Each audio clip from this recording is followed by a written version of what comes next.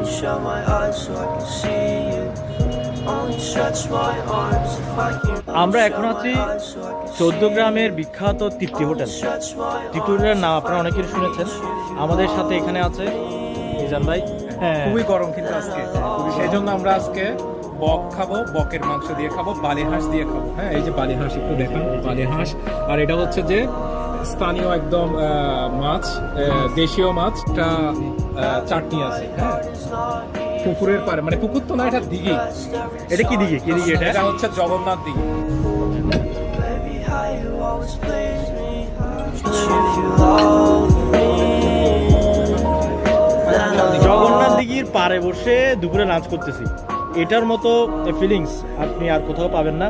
তো এই ফিলিংস যদি আপনি পেতে চান তাহলে আপনার থেকে আসতে হবে তৃপ্তি হোটেলে, 14 গ্রামের তৃপ্তি হোটেলে।